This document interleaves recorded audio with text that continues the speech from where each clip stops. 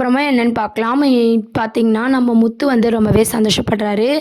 எல்லாரும் வந்து பார்த்தீங்கன்னா, எலக்ஷனுக்கு நாமினேட் பண்ண வராங்க. அப்போ பார்த்தீங்கன்னா, இந்த பக்கம் மீனா வரும்போது, நல்லா முத்து பார்த்தீங்கன்னா, சாங்ஸ்லாம் போட்டுட்டு, டான்ஸ் ஆடிட்டு, தப்பாங்குத்துலாம் ஆடுறாங்க. நம்ம சத்யா, நம்ம முத்து, நம்ம முத்தோட ஃப்ரெண்ட் இருக்காங்களே, எல்லாருமே பார்த்தீங்கன்னா, டான்ஸ் பண்ணிட்டுருக்காங்க. இதெல்லாம் பார்த்த சிந்தாமணி ரொம்பவே கடுப்பாவுறாங்க.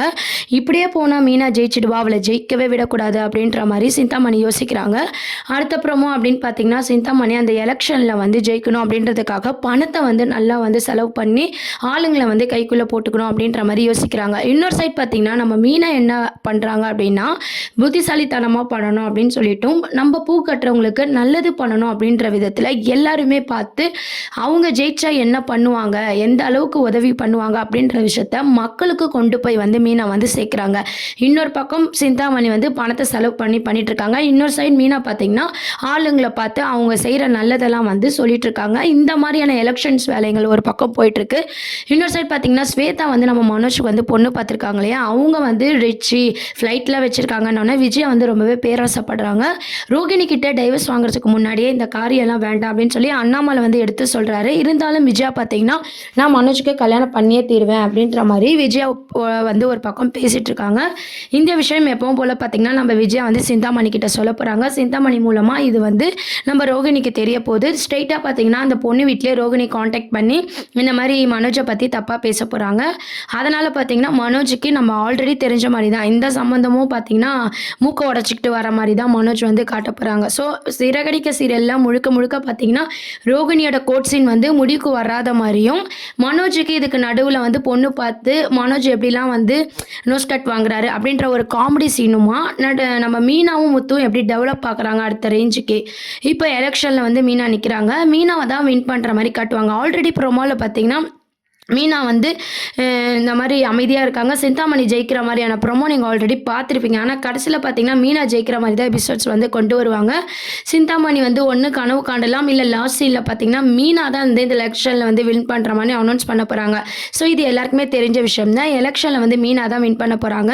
நம்ம ரேகா தான் வந்து பார்த்தீங்கன்னா, நம்ம சிந்தாமணிக்கு அட்வைஸும் பண்ணுறாங்க. நீங்கள் பூ கட்டுற வீட்டிலேருந்து வந்து தாம்மா நீ இந்த அளவுக்கு டெவலப் ஆகிருக்க, ஸோ ஏன் போட்டி போடுற அப்படின்ட்டு ரேகாவும் எடுத்து சிந்தாமணி கிட்ட சொன்னாலும், இது என் தன்மான பிரச்சனை அப்படின்னு சொல்லி சிந்தாமணி வந்து போட்டியில் கலந்துக்கிட்டு தோல்வியை தான் வந்து சந்திக்க போகிறாங்க.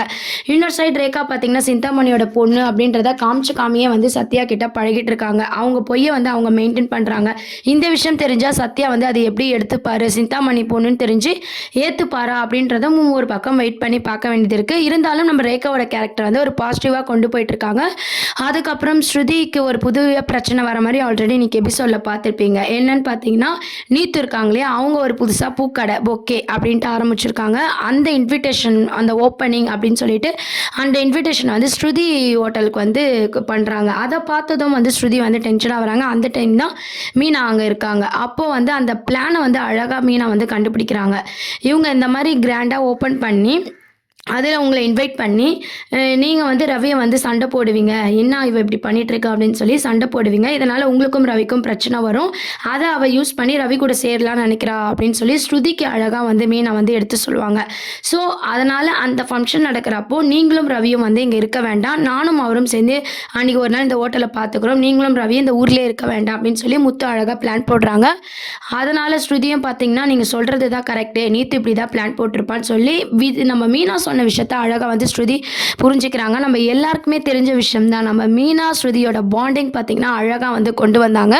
ரோகிணி வந்து எப்படி மனோஜ் பொண்ணு பார்க்குற சீனை வந்து தடை பண்ண போகிறாங்க, இந்த எலெக்ஷனில் மீனா எப்படி வின் பண்ண போகிறாங்க, சேம் டைம்ஸ் பார்த்திங்கன்னா நம்ம மனோஜ் வந்து எப்படி நோஸ் கட் வாங்க போகிறாரு, இன்னொரு சைட் சத்யா ரேகாவோட லவ் ட்ராக், இந்த மாதிரியான பல கண்ணோட்டத்தில் தான் பார்த்திங்கன்னா சிறகடிக்க சீரியல் வந்து மூவ் பண்ணிட்டு இருக்காங்க. இந்த தேர்தலில் வந்து சிந்தாமணி தோல்வியை சந்தித்ததுக்கப்புறம் மீனாவை வந்து சும்மா விடக்கூடாது அப்படின்னு சொல்லிட்டு மீனாவை எதனா பண்ணணும் அப்படின்ற மாதிரி வில்லத்தனமாக யோசிக்க போகிறாங்க. எப்பவும் போல் பார்த்தீங்கன்னா நம்ம முத்து தான் அதுலேருந்து காப்பாற்ற போகிறாங்க. ஸோ எலெக்ஷனில் ஜெயிச்சுட்டா மீனா தொடர்ந்து நல்லது பண்ண போகிறாங்க. ஸோ சிறகடிக்க ஆசையில் ஃபஸ்ட்டு மாதிரி இல்லைனாலும் இப்போ கொஞ்சம் போரிங்காக தான் கொண்டு போகிறாங்க. இருந்தாலும் பார்த்தீங்கன்னா நம்ம ரோகிணியோட கோச்சின் தான் வந்து அடுத்தும் வந்து கொண்டு வந்து டைவர்ஸ் கிடைக்குமா கிடைக்காதா அப்படின்ற மாதிரி மூவ் பண்ணிட்டு இருக்காங்க. ரோகிணி கேரக்டரை ஒரு டைம் பார்த்தீங்கன்னா நல்லதாக கொண்டு போகிறாங்க, ஒரு டைம் பயங்கர வில்லத்தனமாக கொண்டு போயிட்டு இருக்காங்க. மனோஜும் ரோகிணியோட சீன்ஸோட டைவர்ஸ் வந்து எப்படின்னா இன்னும் கொஞ்சம் கொஞ்ச நாள் வந்து இழுத்தடிச்சு தான் மூவ் பண்ண போகிறாங்க. இப்போதைக்கு சிந்தாமணியை பற்றி நம்ம விஜயம் வந்து தெரிஞ்சுக்கணும் அப்படின்ட்டு நினைக்கிறீங்க அப்படின்றத கீழே கமெண்ட் செக்ஷன் சொல்லுங்கள்.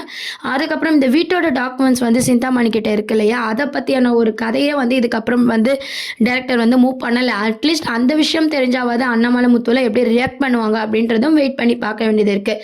இப்போதைக்கு எலெக்ஷன் சீனும் நம்ம மனோஜுக்கு பொண்ணு பார்க்குற சீனும் இந்த 2 சீனஸை பேஸ் பண்ணி தான் வந்து மூவ் பண்ணுறாங்க. என்ன ஆக போகுதுன்னு சொல்லி வெயிட் பண்ணி பார்ப்போம். சேனலை மறக்காமல் சப்ஸ்கிரைப் பண்ணுங்கள். தேங்க்யூ.